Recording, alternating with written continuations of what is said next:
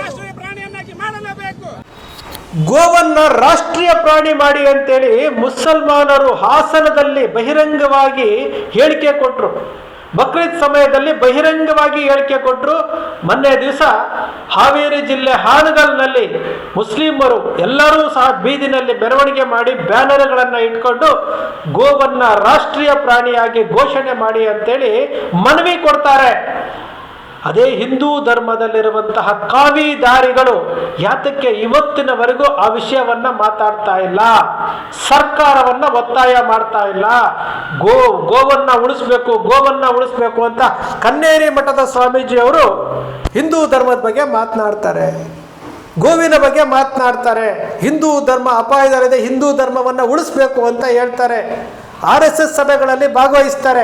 ಅಂತಹ ಕನ್ನೇರಿ ಮಠದ ಸ್ವಾಮೀಜಿಯವರು ಯಾತಕ್ಕೆ ಈ ಸರ್ಕಾರವನ್ನು ಒತ್ತಾಯಿಸಿ ಒಂದು ಅಭಿಯಾನವನ್ನು ಮಾಡಿ ರಾಜ್ಯ ಸರ್ಕಾರ ಮತ್ತು ಕೇಂದ್ರ ಸರ್ಕಾರಗಳಿಗೆ ಒತ್ತಡವನ್ನು ಹಾಕಿ ಗೋವನ್ನು ರಾಷ್ಟ್ರೀಯ ಪ್ರಾಣಿ ಅಂತ ಯಾಕೆ ಘೋಷಣೆ ಮಾಡ್ತಾ ಇಲ್ಲ, ಯಾಕೆ ಈ ವಿಚಾರವನ್ನು ರೈಸ್ ಮಾಡ್ತಾ ಇಲ್ಲ? ಮುಸಲ್ಮಾನರಲ್ಲಿರುವಂತಹ ಆ ಬದ್ಧತೆ ನಿಮ್ಮಲ್ಲಿ ಯಾಕೆ ಕಾಣ್ತಾ ಇಲ್ಲ? ಇಲ್ಲಿ ನಾವು ಪ್ರತಿನಿತ್ಯವೂ ನೋಡ್ತಾ ಇದ್ದೇವೆ. ಅಸ್ಸಾಮಿನ ಮುಖ್ಯಮಂತ್ರಿ ಹೇಳ್ತಾರೆ, ಮನೆಯಲ್ಲಿ ನೀವು ಗೋಮಾಂಸವನ್ನು ತಿನ್ನಿ, ಹೊರಗಡೆ ತಿನ್ನಬೇಡಿ. ಸುವಿಂದೋ ಅಧಿಕಾರಿ ಪಶ್ಚಿಮ ಬಂಗಾಳದಲ್ಲಿ ಹೇಳ್ತಾರೆ 14 ವರ್ಷದ ಮೇಲ್ಪಟ್ಟು ಅದು ಗೋಮಾತೆ ಅಲ್ಲ ಅಂತ ಹೇಳ್ತಾರೆ.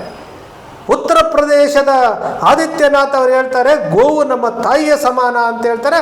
ಆದರೂ ಸಹ ಗೋವನ್ನು ರಾಷ್ಟ್ರೀಯ ಪ್ರಾಣಿ ಮಾಡಲ್ಲ ಅಂತ ಹೇಳ್ತಾರೆ. ಇಷ್ಟೆಲ್ಲ ನಡೀತಾ ಇರುವಂತಹ ವಿದ್ಯಮಾನಗಳನ್ನು ನೋಡಿಕೊಂಡು ನಮ್ಮ ಕರ್ನಾಟಕದಲ್ಲಿರುವಂತಹ ಕಾವಿದಾರಿಗಳು ಏನು ಮಾಡ್ತಾ ಇದ್ದೀರಿ? ಉಡುಪಿಯ ಪೇಜಾವರ ಶ್ರೀಗಳು ಏನು ಮಾಡ್ತಾ ಇದ್ದೀರಿ? ಶ್ರೀರಾಮ ಮಂದಿರದ ಉದ್ಘಾಟನೆ ಪ್ರಾಣ ಪ್ರತಿಷ್ಠಾಪನೆ ಮಾಡಿದಂತಹ, ಇಡೀ ದೇಶದಲ್ಲಿ ಪ್ರಾಣ ಪ್ರತಿಷ್ಠಾಪನೆ ಮಾಡಬೇಕಾದ್ರೆ ಗರ್ಭಗುಡಿಯಲ್ಲಿ ನಿಂತಿದ್ದಂತಹ ಪೇಜಾವರ ಶ್ರೀಗಳು ಈ ಗೋವನ್ನು ರಾಷ್ಟ್ರೀಯ ಪ್ರಾಣಿ ಮಾಡಬೇಕು ಅನ್ನೋ ವಿಚಾರದಲ್ಲಿ ಯಾತಕ್ಕೆ ಧ್ವನಿ ಎತ್ತುತ್ತಾ ಇಲ್ಲ? ಕನ್ನೇರಿ ಮಠದ ಸ್ವಾಮೀಜಿಗಳು ಯಾಕೆ ಧ್ವನಿ ಎತ್ತುತ್ತಾ ಇಲ್ಲ? ಮಾತೆತ್ತಿದ್ರೆ ಕಾವಿದಾರಿಗಳಾಗಿ ಬೀದಿಗಿಳಿತೀರಲ್ಲ, ಹಿಂದೂ ಧರ್ಮ ಅಪಾಯದಲ್ಲಿದೆ, ಹಿಂದೂ ಧರ್ಮ ಅಪಾಯದಲ್ಲಿದೆ ಅಂತ ಹೇಳ್ತೀರಲ್ಲ, ಹಿಂದೂ ಧರ್ಮ ಅಪಾಯದಲ್ಲಿದೆ ಅಂತ ಹೇಳುವಂತಹ ಕಾವಿದಾರಿಗಳು ಯಾತಕ್ಕೆ ಈ ವಿಚಾರಗಳನ್ನು ಮಾತಾಡ್ತಾ ಇಲ್ಲ? ಮುಸಲ್ಮಾನರು ಬೀದಿಗಿಳಿದು ಹೇಳ್ತಾ ಇದ್ದಾರೆ. ಮುಸಲ್ಮಾನರು ಬಕ್ರೀದ್ ನಮಾಜ್ ಟೈಮ್ನಲ್ಲಿ ಬಹಿರಂಗವಾಗಿ ಹೇಳಿಕೆ ಕೊಡ್ತಾ ಇದ್ದಾರೆ. ರಾಜ್ಯದಲ್ಲಿ ಮಾತ್ರ ಅಲ್ಲ, ಇಡೀ ದೇಶಾದ್ಯಂತ ಕೊಡ್ತಾ ಇದ್ದಾರೆ ಗೋವನ್ನು ರಾಷ್ಟ್ರೀಯ ಪ್ರಾಣಿ ಮಾಡಿ ಅಂತೇಳಿ. ನೀವು ಯಾಕೆ ಡಬಲ್ ಗೇಮ್ ಆಡ್ತಾ ಇದ್ದೀರಿ? ನಮ್ಮ ಕರ್ನಾಟಕದ ಕಾವಿದಾರಿಗಳು ಯಾತಕ್ಕೆ ಡಬಲ್ ಗೇಮ್ ಆಡ್ತಾ ಇದ್ದೀರಿ? ಬಾಯಿ ತರಿತಾನೆ ಇಲ್ವಲ್ಲ, ಯಾತಕ್ಕೆ? ಭಾರತೀಯ ಜನತಾ ಪಕ್ಷದವರು ತುಟಿಕ್ ಪಿಟಿಕ್ ಅಂತ ಇಲ್ಲ ಈ ವಿಚಾರದಲ್ಲಿ. ಭಾರತೀಯ ಜನತಾ ಪಕ್ಷದ ಕೇಂದ್ರ ಸಚಿವರು ಹೇಳ್ತಾರೆ ಗೋವನ್ನು ರಾಷ್ಟ್ರೀಯ ಪ್ರಾಣಿ ಮಾಡೋದಂತ ವಿಚಾರ ನಮ್ಮಲ್ಲಿ ಇಲ್ಲ ಅಂತ ಹೇಳ್ತಾರೆ. ಯೋಗಿ ಆದಿತ್ಯನಾಥ್ ಅವರು ಹೇಳ್ತಾರೆ ಉತ್ತರ ಪ್ರದೇಶದಿಂದ ಅತಿ ಹೆಚ್ಚು ಬೀಫ್ ಎಕ್ಸ್ಪೋರ್ಟ್ ಆಗುವಂತಹ ರಾಜ್ಯದ ಮುಖ್ಯಮಂತ್ರಿ ಹೇಳ್ತಾರೆ ಗೋವನ್ನು ರಾಷ್ಟ್ರೀಯ ಪ್ರಾಣಿ ಮಾಡೋದಕ್ಕೆ ಆಗಲ್ಲ ಅಂತ. ಹಾಗಾದರೆ ಹಿಂದೂ ಧರ್ಮ ಅಂತ ಹೇಳ್ತಾ ಇದ್ದೀರಲ್ಲ ಹಿಂದೂವಾದಿಗಳು, ನೀವು ಯಾಕೆ ಇದನ್ನು ಪ್ರಶ್ನೆ ಮಾಡ್ತಾ ಇಲ್ಲ? ಅಂದರೆ ನಿಮಗೆ ಗೋವಿಗಿಂತಲೂ ಹಿಂದೂ ಧರ್ಮಕ್ಕಿಂತಲೂ ರಾಜಕೀಯ ಪಕ್ಷ ಮುಖ್ಯ ಆಯ್ತಾ? ನಿಮಗೆ ಹಿಂದುತ್ವಕ್ಕಿಂತಲೂ ಹಿಂದೂ ಧರ್ಮವನ್ನು ರಾಜಕೀಯ ಪಕ್ಷಕ್ಕೆ ಬಳಸ್ಕೊಳ್ತಾ ಇರುವುದು ಇವಾಗ ನಿಮಗೆ ಕಣ್ಣೆ ಕಾಣ್ತಾ ಇಲ್ವಾ? ಕೊನೆಯ ಪಕ್ಷ ಗೋವನ್ನು ರಾಷ್ಟ್ರೀಯ ಪ್ರಾಣಿ ಮಾಡಿ ಅಂತೇಳಿ ಮುಸಲ್ಮಾನರು ಹೇಳ್ತಾ ಇದ್ದಾರೆ. ಅವರು ಕರೆಕ್ಟಾಗಿ ಹೇಳ್ತಾ ಇದ್ದಾರೆ. ನೀವು ಆ ವಿಚಾರವನ್ನು ತಿಳ್ಕೊಂಡು ನೀವು ಸಹ ಒತ್ತಾಯ ಮಾಡ್ತಾ ಇಲ್ಲ. ಯಾಕೆ ಅಂದರೆ ಗೋವನ್ನು ರಕ್ಷಣೆ ಮಾಡದೆ ಹೋದ್ರೂ ಪರವಾಗಿಲ್ಲ, ಗೋ ಸತ್ರೂ ಪರವಾಗಿಲ್ಲ, ಗೋವನ್ನು ಕಸಾಯಿ ಖಾನೆಗಳಿಗೆ ಕಳಿಸಿದ್ರೂ ಪರವಾಗಿಲ್ಲ, ನಾವು ಮಾತ್ರ ದನಿ ಎತ್ತಲ್ಲ ಅಂತನಾ? ಎತ್ತಬೇಕಲ್ವಾ? ಈ ದ್ವಂದ್ವ ನಿಲುವುಗಳು ಯಾಕೆ?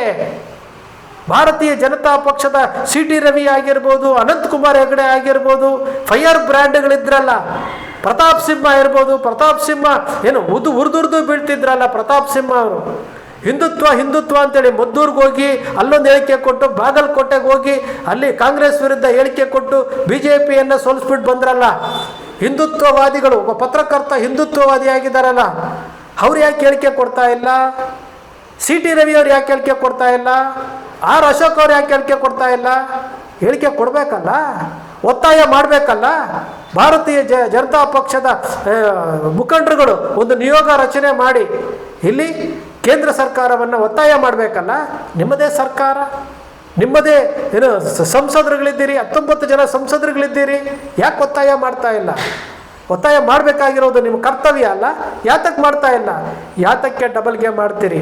ಕನ್ನೇರಿ ಮಠದ ಸ್ವಾಮೀಜಿಗಳೇ, ವೇದಿಕೆಯ ಮೇಲೆ ಉದ್ದುದ್ದ ಭಾಷಣ ಮಾಡೋದಲ್ಲ, ವೇದಿಕೆಯ ಮೇಲೆ ಹಿಂದುತ್ವ ಅಂತ ಹೇಳೋದಲ್ಲ, ವೇದಿಕೆಯ ಮೇಲೆ ಹಿಂದೂ ಧರ್ಮ ಅಪಾಯದಲ್ಲಿದೆ ಅಂತ ಹೇಳೋದಲ್ಲ, ಹಿಂದೂ ಧರ್ಮವನ್ನು ಉಳಿಸ್ಬೇಕು ಅಂತ ಹೇಳೋದಲ್ಲ.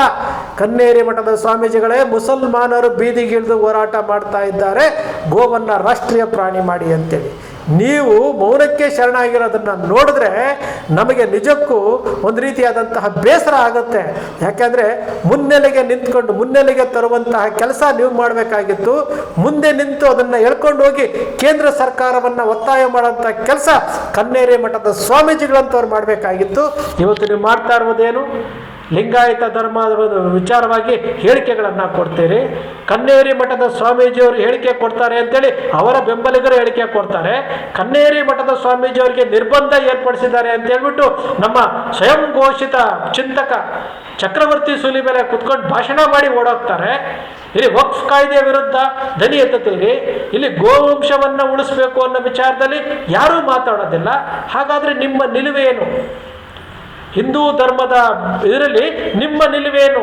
ನೀವು ಏನು ಮಾಡಲಿಕ್ಕೆ ಹೊರಟಿದ್ದೀರಿ? ಯಾವ ಸಂದೇಶ ಕೊಡಲಿಕ್ಕೆ ಹೊರಟಿದ್ದೀರಿ? ಕನ್ನೇರಿ ಮಠದ ಸ್ವಾಮೀಜಿಗಳೇ ಮತ್ತು ಕರ್ನಾಟಕದಲ್ಲಿರುವಂತಹ ಎಲ್ಲ ಕಾವಿದಾರಿಗಳೇ, ಹಿಂದೂ ಧರ್ಮ ಯಾಕೆ ಬಜರಂಗ ದಳದವ್ರು ಯಾಕೆ ಮಾತನಾಡ್ತಾ ಇಲ್ಲ?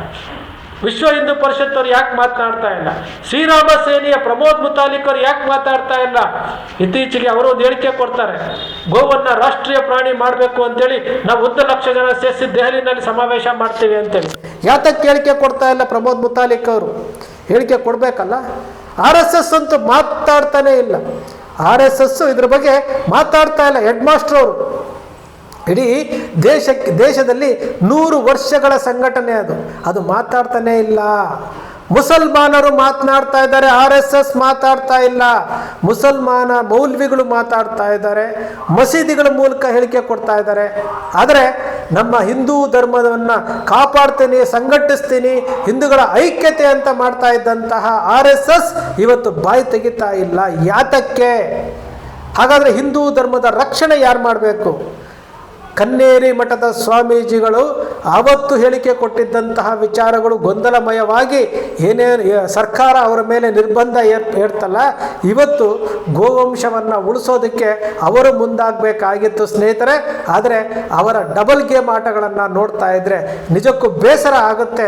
ಮುಸಲ್ಮಾನರು ಬೀದಿಗಿಳಿದು ಹೋರಾಟ ಮಾಡಬೇಕಾದ್ರೆ ಹಿಂದೂ ಕಾವಿದಾರಿಗಳಾಗಿ ಇವತ್ತು ಡಬಲ್ ಸ್ಟ್ಯಾಂಡರ್ಡನ್ನು ಮಾಡ್ತಾ ಇದ್ದಾರೆ, ದ್ವಂದ್ವವಾದಂತಹ ನಡೆಗಳನ್ನು ನಡ್ಕೊಳ್ತಾ ಇದ್ದಾರೆ ಅಂತಂದಾಗ ನಮಗೆ ನಿಜಕ್ಕೂ ಬೇಸರ ಆಗುವಂಥದ್ದು. ಯಾಕೆ ಈ ಧರ್ಮ ಇನ್ನೂ ಕೆಳಮಟ್ಟಕ್ಕೆ ಹೋಗ್ತಾ ಇದೆ? ಈ ಧರ್ಮವನ್ನು ಯಾಕೆ ಓಟಿನ ಆಧಾರದ ಮೇಲೆ ಡಿವೈಡ್ ಮಾಡ್ತಾ ಇದ್ದಾರೆ ಅಂತಂದರೆ ಇದೇ ಕಾರಣ. ನಮ್ಮಲ್ಲಿ ಕಾವಿದಾರಿಗಳು ಸಹ ರಾಜಕೀಯಕ್ಕೆ ಒಲವು ತೋರಿಸ್ತಾ ಇರುವಂಥದ್ದು.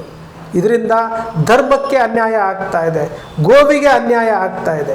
ಸ್ನೇಹಿತರೆ, ನಿಮ್ಮ ಅಕ್ಷರ ಮೀಡಿಯಾ ಯಾವತ್ತಿಗೂ ಸೃಷ್ಟಿ ಮಾಡೋದಿಲ್ಲ, ಕಲ್ಪನೆ ಮಾಡೋದಿಲ್ಲ, ವಾಸ್ತವದ ವಿಚಾರವನ್ನು ವಿಶ್ಲೇಷಣೆ ಮಾಡುತ್ತೆ. ನಿಮ್ಮ ಅಕ್ಷರ ಮೀಡಿಯಾದ ವಿಶ್ಲೇಷಣೆ ನಿಮ್ಗೆ ಇಷ್ಟ ಆಯಿತು ಅಂದರೆ ಸಬ್ಸ್ಕ್ರೈಬ್ ಆಗಲಿಲ್ಲ ಅಂದರೆ ಸಬ್ಸ್ಕ್ರೈಬ್ ಮಾಡ್ಕೊಳ್ಳಿ, ಪಕ್ಕದಲ್ಲಿ ಕಾಣುವಂಥ ಬೆಲ್ ಐಕಾನ್ ಪ್ರೆಸ್ ಮಾಡಿ, ಶೇರ್ ಮಾಡಿ, ಪ್ರೋತ್ಸಾಹ ನೀಡಿ.